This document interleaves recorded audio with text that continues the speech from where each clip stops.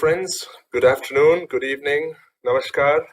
मेरा नाम एंडी है और मैं बहुत खुश हूँ आज शाम का वक्त में आपके साथ ये विशेष आराधना का समय बिताने के लिए। मैं अभी उड़ीसा से बात कर रहा हूँ, लेकिन मेरा जन्म मुंबई में हुआ और परिवार के साथ हम लोग लगभग 13-14 साल ठाणे में रहते थे। कई भाई बहन जो यूबीएम मंडली से जुड़े हुए हैं, हमारा अच्छा संगति हुआ और पास्टर सैमुअल, रेवरेंड सैमुअल ततागिरी का दोस्त भी हैं। तो आज शाम को हमारे लिए बहुत ही खुशी की बात है कि हम आपके साथ थोड़ा समय बिता सकते हैं और हम विशेष मिशंस मंथ के बारे में सोचेंगे कि सुसमाचार और प्रभु का सेवा में हम लोग कैसा करेंगे, वचन हमको क्या सिखाते हैं। आपने अभी 4 इतवार से अलग अलग चीज सुने, लेकिन आज शाम का वक्त में हम लोग विशेष ये देखेंगे कि जो लेटी, जो लोग जो रेवरेंट, जो पास्टर्स नहीं है, जो पूरा मंडली का सदस्य लोग हैं, वो क्या कर सकते हैं प्रभु का विशेष काम के लिए, और हम इसके बारे में प्रभु का वचन में सीख जाएंगे। तो आज बहुत सुंदर दिन है, बहुत अच्छा समय है और हम प्रभु को धन्यवाद देते हैं क्योंकि ये तरीके के द्वारा हमारा संगति हो गया और हम आगे भी प्रभु का सेवा में साथ साथ भी करेंगे। थोड़ा इंट्रोडक्शन हमेशा जो अच्छा है, तो आप देख सकते हैं कि हम लोग अभी कहाँ हैं। मेरा नाम एंडी है, मेरी पत्नी डॉक्टर शिबा और हमारे 2 बच्चे हैं, हमारी छोटी बेटी आशा और उसका छोटा भाई इनॉक। हम लोग प्रभु के दया एक परिवार है जिसमें प्रभु अपना कार्य किए हैं और हम लोग, मेरी पत्नी और मैं, हम लोग आशा किरण हॉस्पिटल लमटपुर उड़ीसा में काम कर रहे हैं। उड़ीसा आप तो जानते हैं एक बहुत बड़ा प्रदेश है जहां कई अन्य प्रकार का लोग हैं। जिस क्षेत्र में जहां हम काम कर रहे हैं, अन्य प्रकार का लोग जी रहे हैं, अन्य प्रकार का आदिवासी गोत्र जाति रहते हैं और काफी अच्छे लोग हैं, काफी लोग हैं और दिलचस्प लोग हैं। लेकिन हमारा इच्छा है कि हर व्यक्ति प्रभु यीशु मसीह का खुशी सुसमाचार को एक बार सुन सकते हैं और तब निर्णय ले सकते हैं कि वो अपना जीवन उसके साथ क्या कर सकते हैं। तो मेरी पत्नी डॉक्टर है और मैं सोशल वर्कर हूँ। हम लोग आशा किरण हॉस्पिटल में और अन्य विकास और स्वास्थ्य का काम गांव में कर रहे हैं।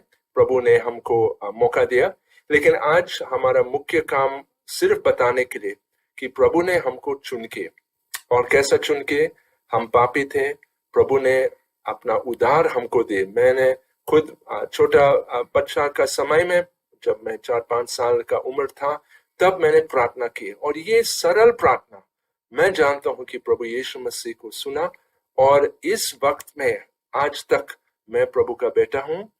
प्रभु ने मुझको अपना परिवार के अंदर गोद लिए हैं, अडॉप्ट किए हैं और मैं अभी उसका बेटा हूं, उसको सेवा करना चाहता हूं। मेरा देखने से एकदम गोरे का, हम बोल सकते हैं विदेशी का जैसा देखते हैं। ऐसी बात है कि मेरे दादाजी का पिताजी वो 1904 कनाडा देश से हमारा भारत में आए हैं और महाराष्ट्र में मिशनरी का सेवा भी किए हैं और बोधवाड़ में जो भुसावल के नजदीक है वहाँ एक बाइबल कॉलेज को शुरू किए प्रभु के मदद के साथ 1907। और मेरा दादाजी एल्मोर आइकर, वो मुंबई में ग्वालियर टैंक उसका जन्म हुआ, नाना चौक के नजदीक, जहां मेरा बचपन भी था। मेरा पिताजी का जन्म दक्षिण महाराष्ट्र मिरज में हुए। मेरे जन्म प्रभु के दया मुंबई में भी हुआ। तो प्रभु ने हमको भारतीय नागरिकता को दिए हैं और 1984 जब मेरे माँ पिता के कई प्रकार का सदस्य जो उसके साथ सेवा किए कई साल से, वो हमारा देश को बाहर गए क्योंकि उसका वीजा सब दोबारा नया नहीं बन गया। तो मैं सोचा और मुझको ये लगा कि मेरा जो भारतीय पासपोर्ट, सिटीजनशिप, नागरिकता, वो एक बहुत विशेष और बहुत अच्छा चीज है और मैं उसको प्रभु के लिए इस्तेमाल करना चाहता था।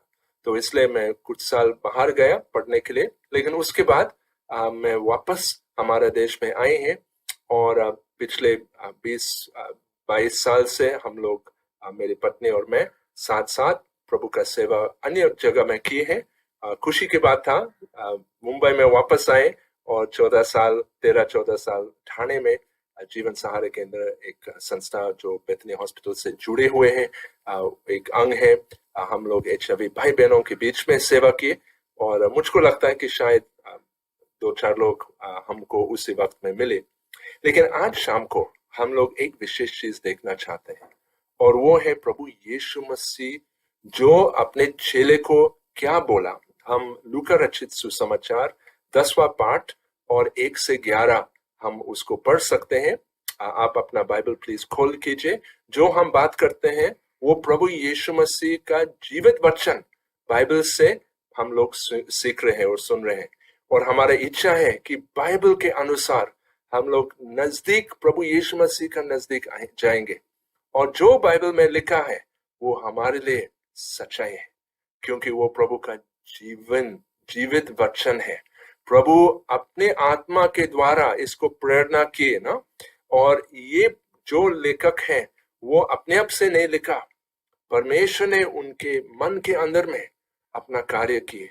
और लूका जो एक डॉक्टर था, बहुत अच्छा लिखने वाले व्यक्ति था, उन्होंने प्रभु यीशु मसीह का जीवन कहानी एकदम स्पष्ट में विशेष उन्होंने लिखा पवित्र आत्मा का मदद के साथ। और यहाँ जिस पाठ में जब हम अभी पढ़ रहे हैं वो था जब प्रभु यीशु मसीह अपने चेले के साथ सेवा की, और वो 70 चेले, 12 चेले के अलावा और भी कई प्रकार का चेले थे, 70 चेले उन्होंने जगह जगह गांव गांव को भेजा और उनको कुछ विशेष आज्ञा दी। तो प्रभु यीशु मसीह के चेले कौन लोग थे? प्रभु की स्तुति हो, वो काफी साधारण लोग थे। वो इतने बड़े बड़े लोग नहीं थे, इतने बड़े बड़े ऊंचा पढ़ाई वाले लोग नहीं थे। एक तो थे जो जरूर होशियार थे। मत्ती तो एक चुंगी लेने वाले था, तो जरूर उनको कुछ शिक्षा को मिला। लेकिन जितने भी आम लोग जो हम जिसके बारे में हम पढ़ रहे हैं, पत्रुस और अंद्रयास और यूहन्ना, याकूब, वो सब मछली मारने वाले लोग थे, एकदम सरल, एकदम साधारण लोग थे। और ये चेले आजकल हम लोग कौन बोलते हैं, हम क्या जानते हैं? ये है कि अगर हम प्रभु यीशु मसीह को ग्रहण किए तो हम उनके बच्चे हैं। और बच्चे क्या चाहते हैं? अपना पिता को खुश करने के लिए। और यीशु ने हमको क्या बोला? मेरे पीछे आओ, मेरे पीछे आओ। जो यीशु मसीह के पीछे जाते हैं वो प्रभु यीशु मसीह का चेला है। और अगर आप प्रभु को ग्रहण किए, अगर आप एक मंडली में अभी भाग ले रहे हैं, ये वचन आपके लिए और मेरे लिए भी है, क्योंकि जो प्रभु यीशु मसीह बताते हैं वो सच है। वो जरूर हमारे फायदा और हमारा मदद के लिए लिखा गए हैं, बता गए हैं। तो हम इस विशेष पाठ में जहां प्रभु यीशु मसीह अपने चेले को कुछ मुख्य बात बताते हैं, इस चीज हम लोग आज सीखेंगे।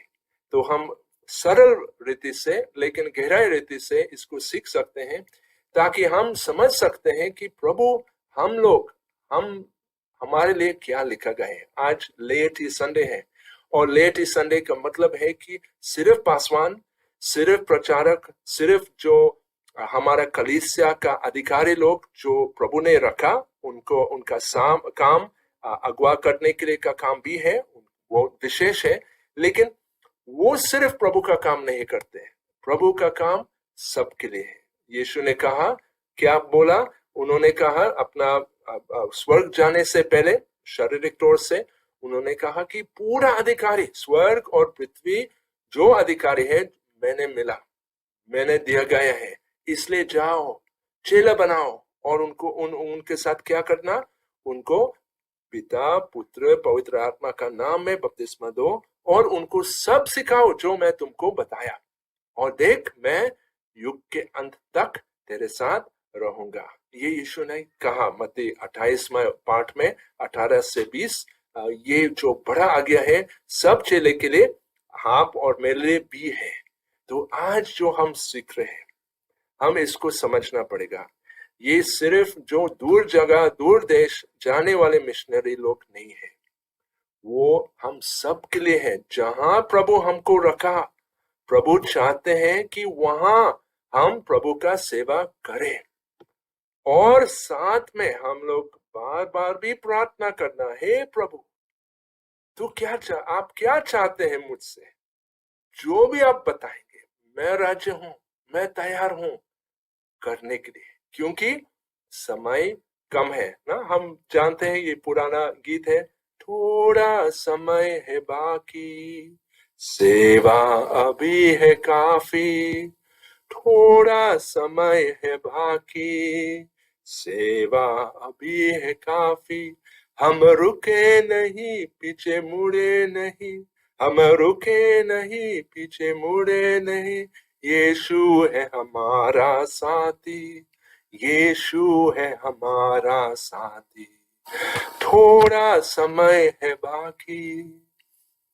प्रभु यीशु मसीह जो उसी वक्त अपने चेले ये विशेष आगे दिए, ये विशेष कार्य बताया, आज आप और मुझको ये बात भी बताते हैं। और इस सब बात को पूरा करने के लिए वो हमारे साथ है ना। आइए हम देखेंगे प्रभु यीशु मसीह क्या बोला। पहला चीज बोला कि प्रार्थना करो ना।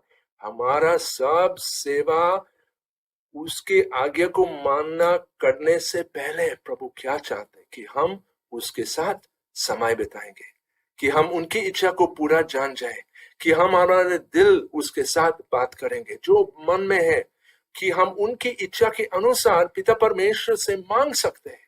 और वो क्या बोला, पक्के खेत बहुत है, बहुत पक्के पक्के खेत है, परंतु मजदूर थोड़े हैं, कम मजदूर है, कम लोग हैं जो क्या ये पक्के खेत को काट सकते हैं।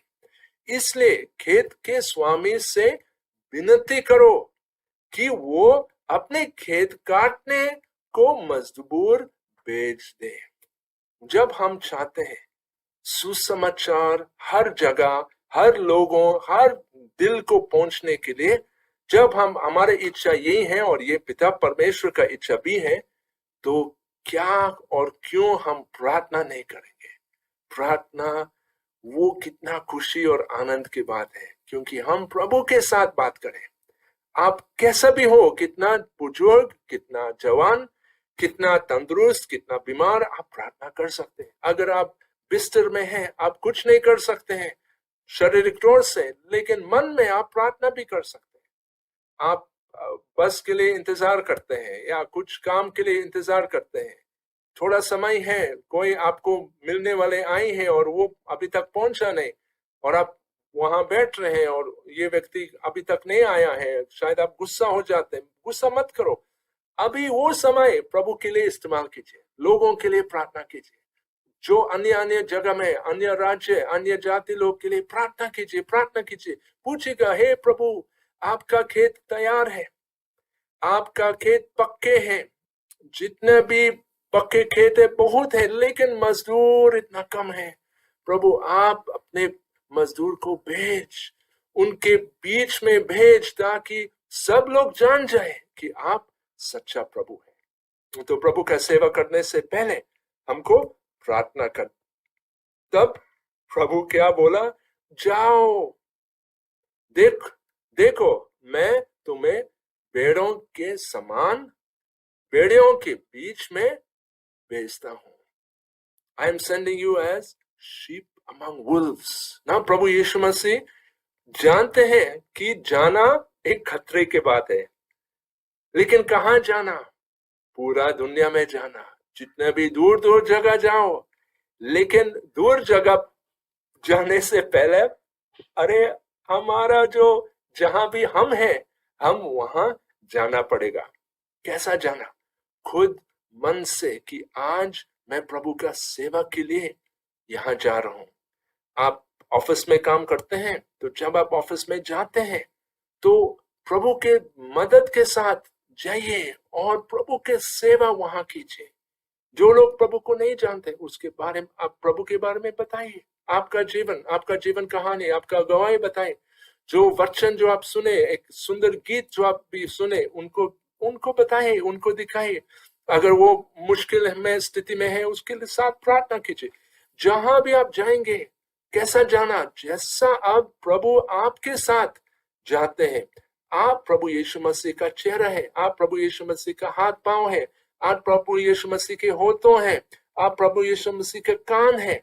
जहां भी आप जाएंगे, आप प्रभु यीशु मसीह का नाम में जाइए और जाइए, क्योंकि प्रभु ने आपको भेजा। जो भाई बहन जैसा आप लोग जो मुंबई में रहते हैं, आपका कितना बड़ा सा मौका है, क्योंकि पूरा देश में, पूरा दुनिया से लोग आ रहे हैं। तो आप सब उनके गांव में नहीं जाना पड़ेगा, वो खुद आपका क्षेत्र में आया है।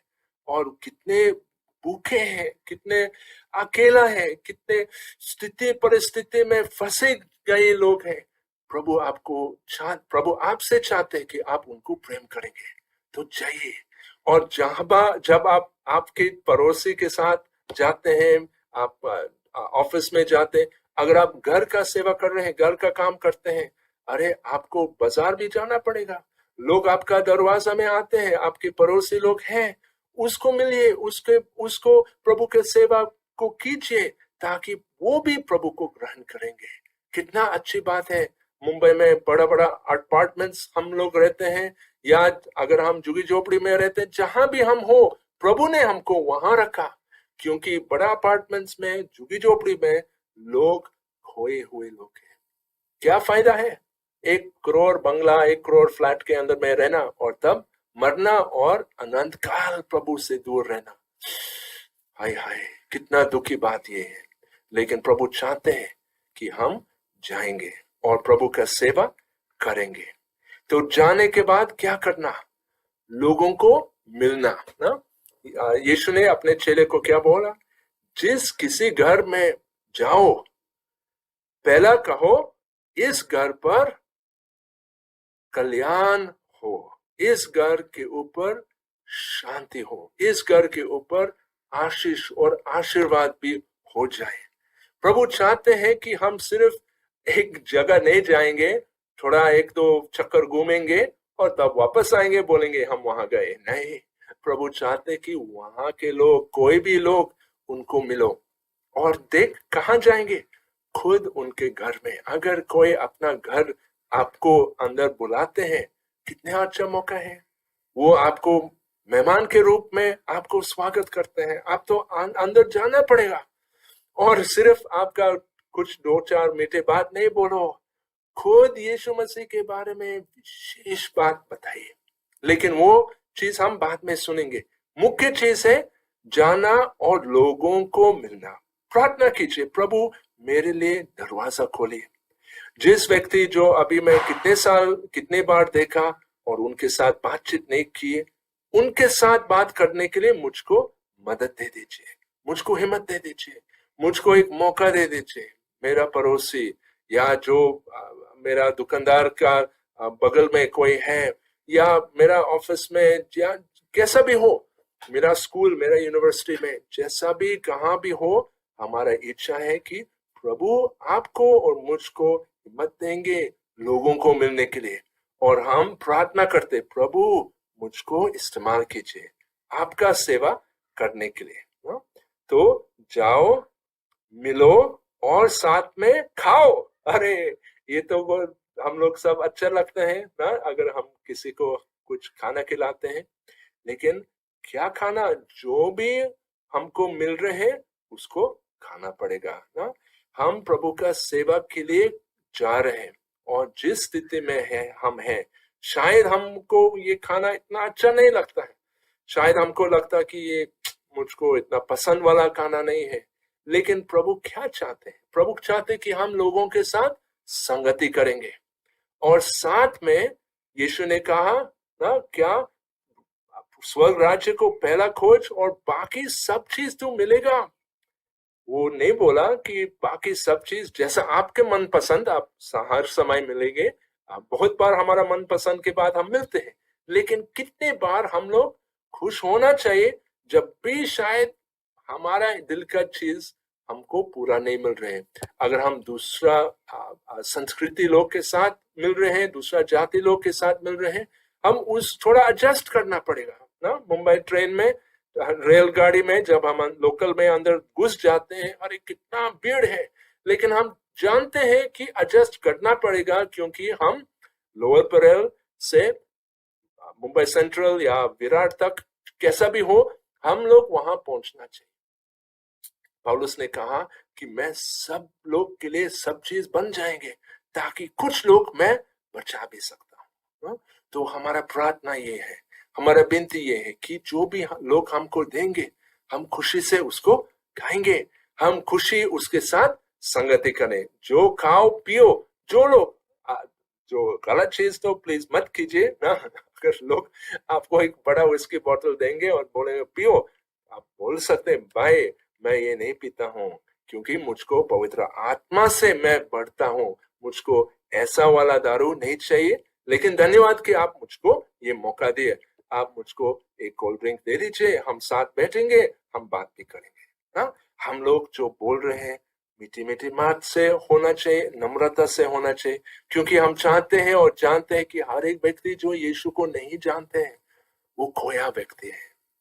और यीशु ने कहा कि खेत तैयार है, खेत पक्के हैं, हम लोग मजदूर को बेचना, प्रभु से मांगना और खुद हमको जाना। तो जाओ, मिलो, खाओ पियो और अरे चंगा करो ना, वहां की बीमारियों को चंगा करो। हम तो जानते हैं कि हमारे अंदर में कुछ शक्ति नहीं है, और ना कि हम कुछ खुलजा सिमसिम एक ऐसा मंत्र तंत्र करेंगे और तब लोग ठीक हो जाते हैं। लेकिन प्रभु क्या चाहते हैं? प्रभु जानते हैं कि हमारा जहां भी हम जाएंगे लोग बीमार होगा। शायद वो एकदम बिस्तर पर है, हॉस्पिटल में है, या अपना घर में कैंसर या कुछ लंबा समय का बीमारी या कुछ विकलांग का स्थिति में वो मजबूर है, और हम जरूर उनको मिलना चाहिए। लेकिन शायद वो मानसिक रीति में बीमार है, शायद उनको उदास का स्थिति में है, डिप्रेशन बोलते हैं ना, शायद उनका अन्य प्रकार का मानसिक स्थिति का तकलीफ है, शायद मन का अंदर में शांति नहीं है, शायद एक टूटा हुआ रिश्ता में है, शायद उन्होंने बड़ा सपना किए और फंस गया, कुछ नहीं हुआ, और अब वो बहुत एकदम खराब स्थिति में है। प्रभु चाहते कि हम जाएंगे, उनको मिलेंगे, प्रार्थना करेंगे, प्रभु के लिए मांगेंगे, चंगाई के लिए। अगर हम कुछ कर सकते हैं, कुछ इलाज दे सकते हैं, अगर वो गरीब है और पैसा नहीं है दवा खरीदने के लिए, तो हम उनको मदद भी कर सकते हैं। लेकिन जैसा भी हो, प्रभु ने हमको बोला जाओ, लोगों को मिलो, और अगर कोई बीमारी है उनको चंगा करो, चंगा करो। ये हमारा शक्ति से नहीं, लेकिन परमेश्वर का शक्ति जो हमारे अंदर में हमारे द्वारा काम करते हैं। हम उनसे मांग सकते, प्रभु मेरे पास शक्ति नहीं है, लेकिन आपके पास पूरा दुनिया, पूरा विश्व का शक्ति है, आप कृपया ये व्यक्ति को चंगा कीजिए। और देख कितने बार प्रभु ये प्रार्थना सुनेगा, और प्रभु महिमा और आदर को मिल सकते हैं। लेकिन हम सिर्फ काम नहीं करना पड़ेगा, सिर्फ सेवा नहीं करना है, सिर्फ चंगाई और शिक्षा नहीं देना, हम खुद बोलना ना। यहाँ यीशु ने अपने चेलों को कहा, और उससे कहो परमेश्वर का राज्य तुम्हारे निकट आ पहुंचा है, परमेश्वर का राज्य नजदीक है। प्रभु यीशु मसीह जल्दी वापस आने वाले हैं। यीशु एक बार आया है लोगों को बचाने के लिए, लेकिन दूसरी तरफ जब वो पहुंचने वाले हैं, वो कैसा आएगा? न्याय की तरफ। और अगर हम उनके बच्चे अब तक नहीं बन गए, तब हम हमेशा उसके विरोध में रहेंगे और उनसे अलग हो जाएंगे। प्रकाशित वाक्य जब हम उसका 20वां पाठ में पढ़ते हैं, वहां लिखा है कि एक बड़ा सफेद सिंहासन और उसके ऊपर हमारा महान परमेश्वर बैठेगा और सबके ऊपर न्याय करेगा। और जिनका अलग अलग सबका पुस्तक खोल जाएगा, जितना भी मरे लोग, उनके लिए जो इनका नाम मेमना का पुस्तक में नहीं लिखा गए हैं, वो अनंत काल का मृत्यु में आग का झील में फेंका जाएगा। लेकिन जिनका नाम मेमना का पुस्तक में लिखा गया है, कैसा, जब हम यीशु मसीह पर विश्वास किए, जब हम अपने पाप उससे माफी मांगा, जब हम उसका उद्धार हमारा जीवन में पाए हैं, हम तब अनंत काल उसके साथ भी रहेंगे, क्योंकि हम उनके बच्चे हैं। तो क्या बोलना, बताना यीशु मसीह के बारे में। परमेश्वर कौन है? जो सब चीज, सारा सृष्टि बनाने वाला परमेश्वर यीशु मसीह उसका नाम है। और वो हमारे लिए अपना प्राण को दिया, अपना जान को दिया, और हमको एक नया जीवन देने के लिए वो हमको ये मौका दिया। तो हमको प्रार्थना करना, विनती करना, और साथ में बताना। बिना बताना लोग अंधेरा में रहेंगे, लेकिन जब हम बताते हैं, परमेश्वर अपना कार्य भी करेगा। और बताने के बाद वो समझ सकते हैं, होने के बाद वो विश्वास भी कर सकते हैं, विश्वास होने के बाद वो प्रभु यीशु मसीह के बच्चे भी बन सके। कितना खुशी और आनंद की बात है। अंत में क्या करना? हम खुद भरोसा करना ना? तो यीशु मसीह क्या बोला? फिर भी ये जान लो कि परमेश्वर का राज्य तुम्हारा निकट आ पहुंचा है। हम समझना पड़ेगा, हमारा समय कम है। प्रभु चाहते कि पूरा कलीसिया, पूरा मंडली, एक एक व्यक्ति उनका सेवा करने के लिए उन्होंने तैयार की, और इसलिए वो हमारे साथ है। प्रभु की स्तुति हो। हमारा आशा है कि हम ये चीज को मानेंगे और हमारा जीवन में प्रयोग भी करेंगे। मेरा प्रार्थना आपके लिए है कि प्रभु यीशु मसीह का वचन जो आप आज शाम को सुना, आप और मैं, हम सब उसको मानेंगे, हमारा जीवन में इस्तेमाल करेंगे। आइए हम प्रार्थना करेंगे। धन्यवाद प्रभु, क्योंकि आपने हमको आपका वचन से स्पष्ट बताया कि हम लोग क्या करना पड़ेगा। हम आपके बच्चे हैं, हम चाहते हैं कि हम आपके आज्ञा को पूरा मानेंगे।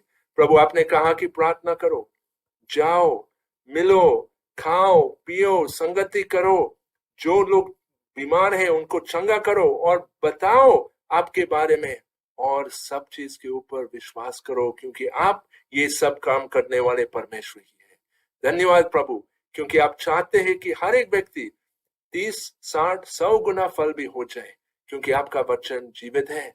और अगर हम आपके आगे को मानेंगे और आपके कार्य को करेंगे, प्रभु जरूर आप हमारे द्वारा बहुत बहुत काम करेगा और बहुत फलवंत भी बन जाए। मेरे प्रिय भाई बहन जो यूबीएम कलीसिया में संगति कर रहे हैं, और सब अगुवा लोग, जितने भी लोग उसको उत्साह भी करते हैं, सबके ऊपर आपके आशीष, और जितने भी लोग जो ये बात को सुनेंगे उनके ऊपर अपना आशीष उंडेल कीजिए। ये मेरा प्रार्थना है। हम ये प्रार्थना यीशु मसीह के नाम में प्रार्थना कर रहे हैं। सुनिए और ग्रहण कीजिए। आमीन। Thank you so much for this wonderful time. हमारा प्रार्थना है कि प्रभु आपको बहुत आशीष देंगे, और आगे भी प्रभु का सेवा को करने के लिए, इस्तेमाल करने के लिए।